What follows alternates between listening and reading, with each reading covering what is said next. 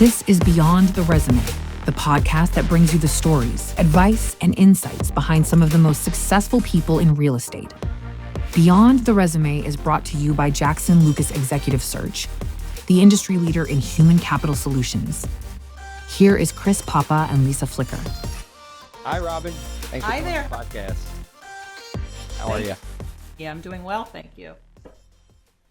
It's great to see you. I've known you now for a couple years. Yes. Half our organization. It's been great. It's been awesome. I love what you guys are doing. So I wanted to spread the word to all 5 listeners who listen to the podcast. So my mom will know, and a couple other people. Fantastic. So you were the CEO, founder of MURAL Real Estate Partners. Can you tell us all about MURAL? Sure. So I'll start with the name. MURAL actually stands for Mixed Use Revitalization Approached Locally. It is in essence what we do. So my background was previously as Chief Operating Officer at Cedar Realty Trust and Mid-Atlantic Region Chief Operating Officer at Federal Realty Investment Trust. Cedar here recently in New York and Federal in the DC metro area. And in both capacities, kind of full P&L responsibility, overseeing the operating food groups that kind of make up the operations of both REITs. And in addition to kind of the blocking and tackling of operating grocery anchored shopping centers, redeveloping and repositioning, also oversaw the development of several large transformative mixed-use developments. And when doing that work at Cedar, in particular, a lot of the assets were in formerly underinvested parts of large metropolitan cities like DC and Philadelphia. But at both Federal and Cedar, a lot of those projects are done through public-private partnerships with municipalities, and kind of sitting in that COO seat and seeing kind of the full economic structuring, if you will, of how these neighborhoods come to be.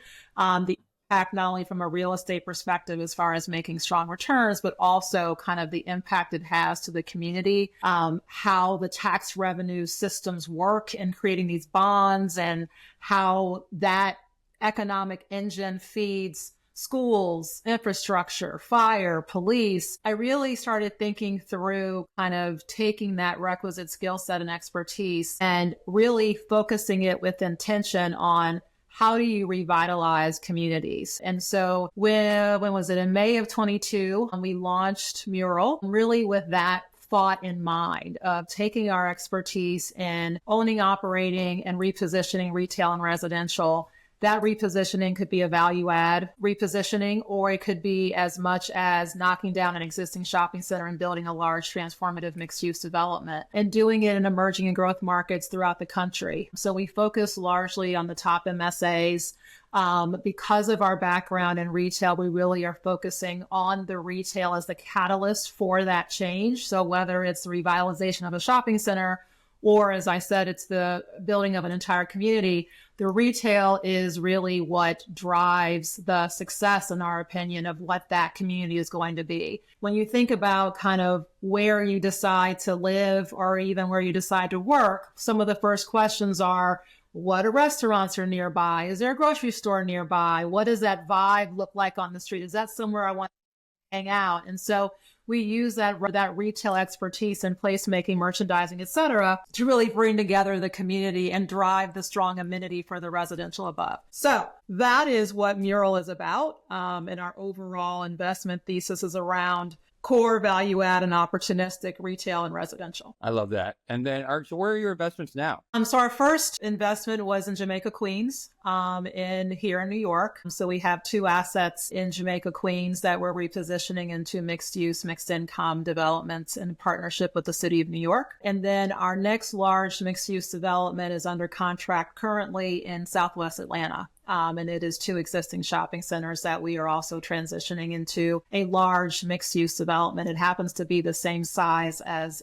Pike and Rose. So that's the business plan we plan to emulate, adjusted for the market, obviously. But it just so happens to be the same business plan from the standpoint of transitioning an existing shopping center on 24 acres. They are parallel in that way. So those are our large development projects that we're working on currently. And then we have a couple of other existing assets that we're working on. And we're also a part of, I think, 4 RFPs right now. So wow. We're busy. Yeah. Yeah. And then the one in Jamaica that's a public-private partnership, correct? Yeah. So that, Replicating that. Yeah. yeah. So that's done with the city of New York. LISC was part of our capital stack, and they've been a great partner of ours. And M Squared is also in that deal. And then it's with NICAF, which is a New York City Acquisition Fund, HPD, and HDC. Do you feel that's kind of the way? Well, I guess Jamaica was, you felt it was an underserved community there. There wasn't like much retail. Like, I feel like most folks kind of come in on the housing side, and you're coming in through the retail side, which is a little bit different. Like a lot of that's on here. Like, is that, you think that's really the other way? Yeah, I can see like, the tail wagging the dog the other way. Like, this is people want to live in a place that has good retail, right? Right. And so that's kind of how we approach it. And so even as we design, I'll use Jamaica Queens as an example, and working with the architects, they recognize that we truly do go bottom up. We start with the ground floor. How is the retail going to lay out? Loading, trash, ingress, egress, storefronts, doors, outside seating, all of those things. And then we put the residential on top of it. Yeah. And that's particularly important in underinvested markets because retailers have a ton of choices. And I know all of us could point to 10 projects that are residential projects that have retail on the bottom. That's either the retail is vacant or it's crappy or both.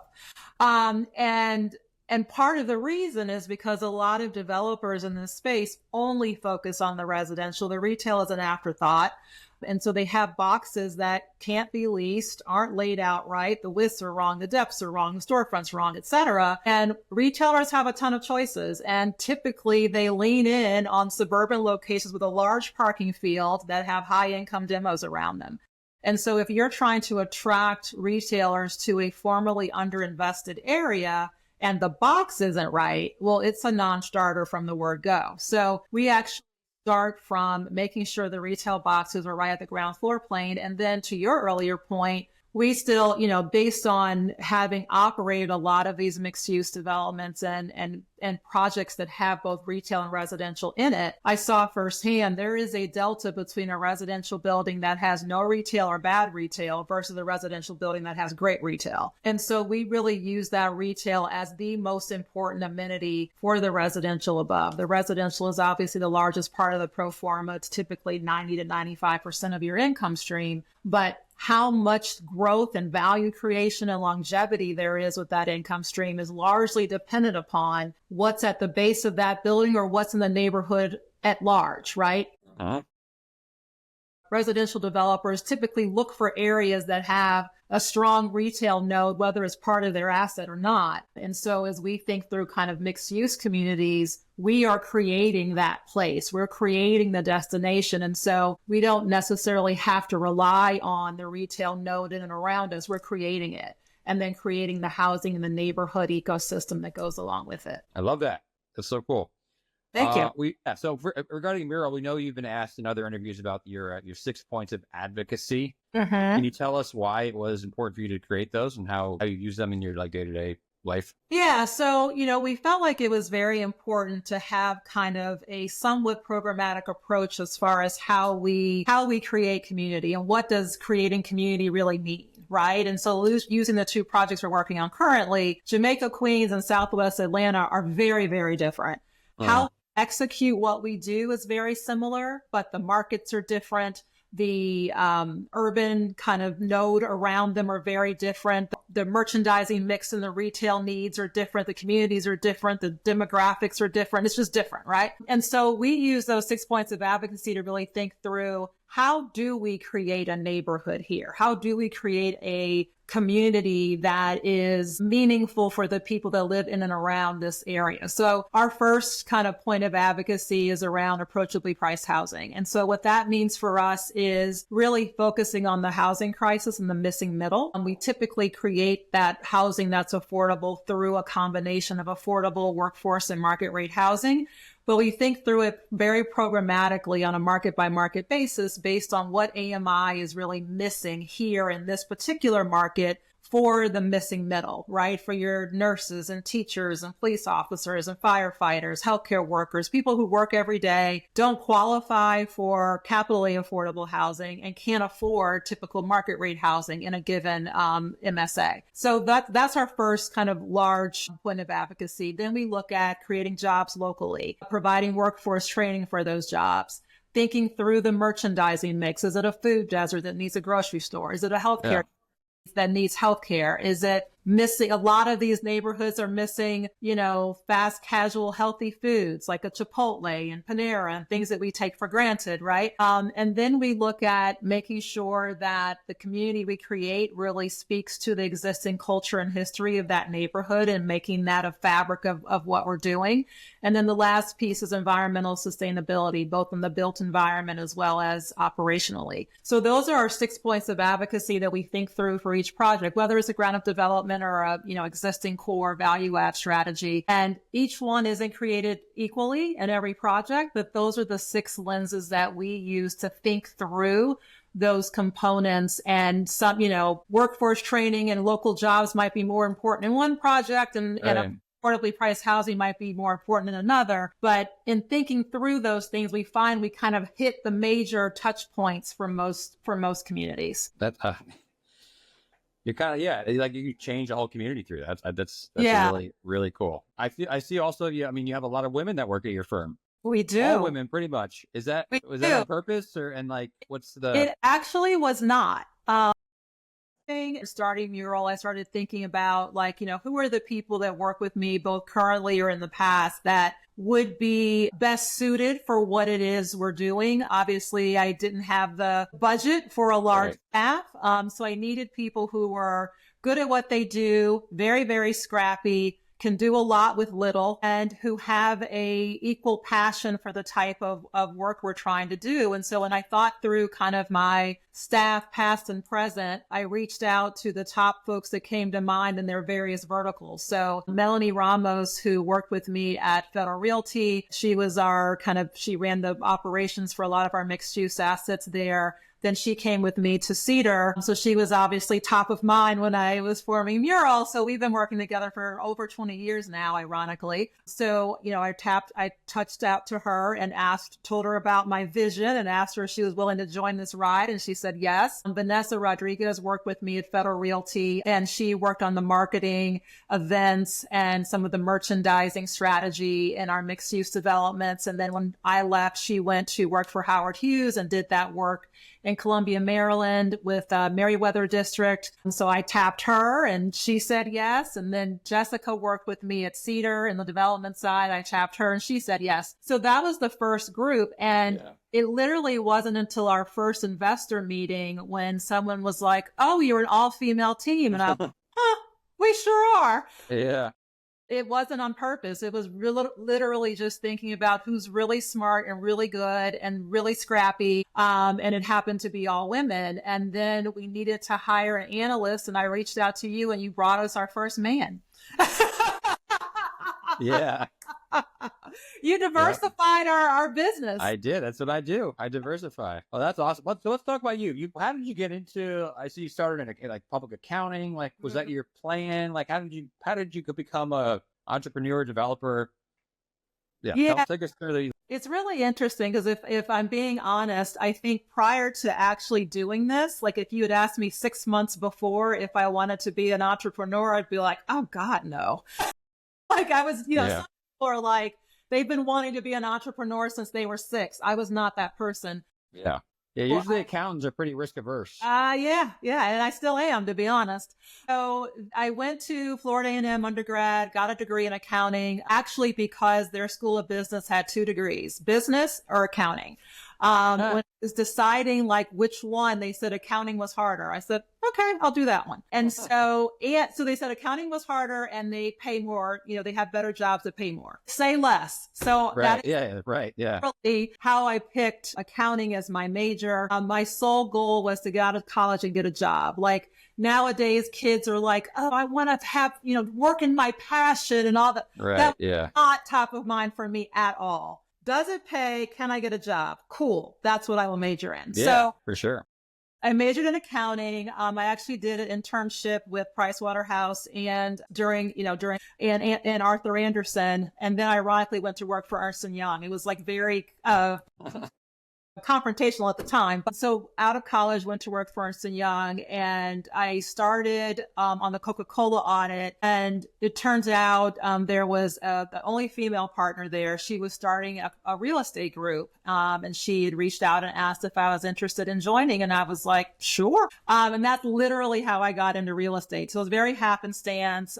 It was the only female partner at the firm. And I was like, why not? Yeah. I'll go work with her. And so it ended happened to be in real estate. One of my clients was the Yarmouth Group, and they were owned by Lindley. So the Yarmouth Group was like a retail shopping center, U.S. arm of Lindley's at the time. So that's how I got into retail, because Lindley's or the Yarmouth Group offered me a job. And so I left Ernst & Young to go work at the Yarmouth Group. And what they owned was regional shopping centers across the country. And they were doing pension fund advisory work, for regional shopping centers. And so that is literally how I got into retail. So all of it was kind of happenstance, just kind of moving through opportunities. And so I always tell people, like, when opportunities and doors are open in front of you, walk through them, because you never really know where the future is going to lead you. When I went to work in that real estate group while I was at Ernst & Young, when I started, she said, I'm going to put you in charge of the REITs. And I was like, okay, that sounds great. And I then hung up the phone and I said to my boyfriend that was sitting next to me, I was like, what's a REIT? Like, it had just come out, right? There was no Google. So I had to go to Barnes & Noble. They had 4 books on REITs. I bought all 4. I read cover to cover. And that Monday morning, I was like, here I am.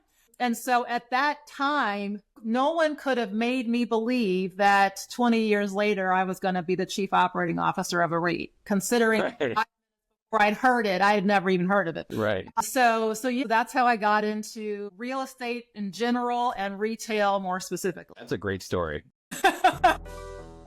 That leads me to the next section of this podcast. So you look really comfortable now. Okay. We're having a good time, but we're about to get serious because you've just entered the hot seat. Oh my God. Oh!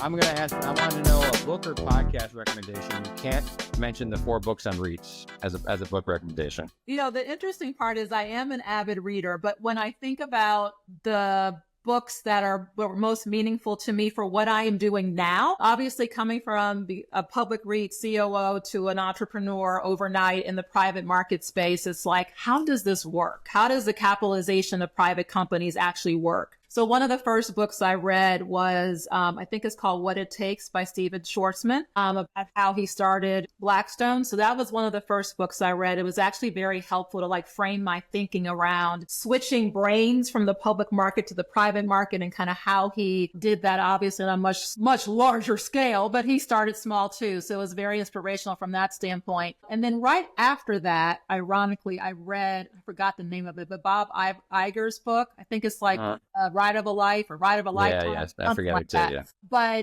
And he obviously is running a public company, but it was very helpful in kind of framing my thinking around culture, brand, and how to kind of position ourselves as a new company in this market. So I think when I think about the 2 books that kind of spoke to me as I was going on this new journey and creating Mural, it was really those 2 books, which were very, very different in their approach. But because I read them back to back, it kind of, I think, framed and helped my thinking around how to position Mural, how to brand Mural, what culture are we trying to create? What are we trying to do in the space? How do we position ourselves in the space to differentiate ourselves from other people and things of that nature? So it's really the combination of those 2. Cool. I actually met Bob Iger once. Did you? Random. That's another story. What is your most memorable deal? Most memorable deal. I would say probably one of the last deals I did when I was at Cedar was a mixed-use development master plan in Ward 7 of Washington, D.C. Ward 7 was historically an area of D.C. that had not been invested in, lower to middle income, largely African-American, different ethnicities, but largely African-American. We had a shopping center. I helped to acquire the shopping center across the street. And then we created this large master plan, which I believe was probably the largest master plan in Ward 7 and 8 at the time. We did a public-private partnership with the District of Columbia. And we moved a district agency to Ward 7 as the first phase of the project and as part of the capital stack. In the midst of all of that, we also did a private partnership with Goldman Sachs Urban Investment Group and Aslan Capital Partners. So the reason it was most memorable is it was a partnership between a public REIT, Goldman Sachs, and a private developer and the District of Columbia, and then COVID happened. Oh, no. So we're having like these negotiations with like literally 80 people, and we're trying to transition it into Zoom. And this was before we got sophisticated where people like actually showed their face. So like people are talking and I'm like, who's that? What firm are you with? What lawyer are you with? Who's that? These pieces together to close that deal. So it was a lot of people. It was really complicated. I don't know if it was the only, but it was certainly one of the only times where a REIT was partnered with in a private LPG type structure like that. And it was in an OZ. So it was in an opportunity. Wow. Yeah. So it was crazy complicated and trying to like navigate how to put this structure into a REIT structure without busting all of our covenants right and left. So navigating through all of that with all the players during COVID was definitely memorable. That's awesome. Well, Jim Simmons from Aslan's been on this podcast, and you're doing much better than he did. So thank you. Don't tell him though. Yeah.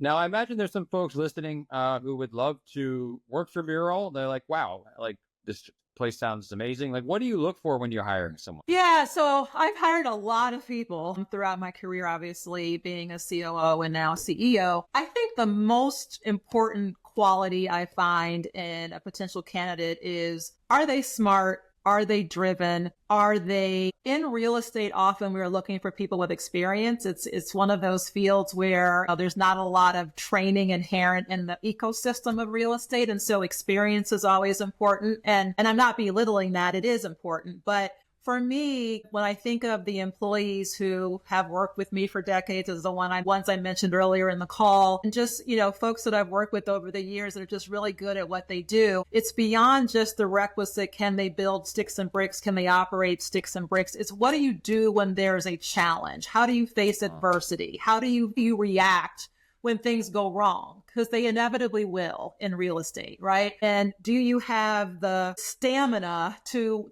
withstand those things? How do you think? How do you process information? Can you multitask? And, what drives you? What's important to you? Those to me are the things that really go to the core of a person and really determine if someone is a good long-term candidate for success working with me. I can be demanding and a little bit crazy sometimes. No way. Well, yeah, like as you demonstrated when you didn't, you just said yes and you said, yeah, I know what I'm doing. And then you figured it out. And you figure it out. Right. And so I look for people who have those same characteristics, but at the same time, who have enough kind of self-knowledge to say, I don't know how to do this. I need help, and to be able to reach out to the requisite resources, whether internally or externally, to get the help they need to get through a particular situation. And so those are really the things that I look for in hiring people. And some of it is a little intangible. And sometimes I think I've gotten it right. And there have been times where I had it drastically wrong. But generally speaking, those are the things that I look for and have had modicum of success finding good candidates though. Love that. And on this podcast, we know that we don't do this alone. We always stand on the shoulders of people that came before us. Who you want to give some shout outs to some of your mentors that along the way? Yeah, it's really interesting because that's obviously a question that comes up a lot. And if I'm being honest, I didn't have like a lot of direct mentors. But what I did have, whether I recognized it at the time or not, were sponsors, which were people who were in the different companies I was working in at the time, or people who I worked with in the past, who were looking out for me, who were advocating for me when I wasn't around, who were recommending me for whether it was for promotions, whether it was to be on boards, whether it was to be, leadership in various organizations. And so I don't know that I recognized it at the time per se, but as time went on, I realized that I had a lot of different sponsors along the way that helped kind of navigate through the corporate ladder, so to speak. When I was coming up, there weren't like these formal mentorship programs and women didn't really help women a lot. And so it was more men that I worked with who were sponsoring me and helping me and advocating for me when I wasn't around that I found to be the most helpful for me personally. And that female partner at E&Y. And the female partner at E&Y, Jane Salt. Oh, yeah? Nice. Well, Robin, it was great to get to know you better. Thanks for coming on the podcast. I'm sure I'll talk to you pretty soon. All right. Thank you so much. Take care. Thank you for listening to Beyond the Resume, a Jackson Lucas podcast where we take a deep dive into the career journeys of some of the top minds in real estate and equip you with the knowledge to move forward in your path towards the success you've envisioned. Make sure to like, share, and subscribe to Beyond the Resume. We're grateful for your support. All episodes of Beyond the Resume are brought to you by Jackson Lucas, building inclusive and diverse businesses through talent acquisition. Visit us at jacksonlucas.com.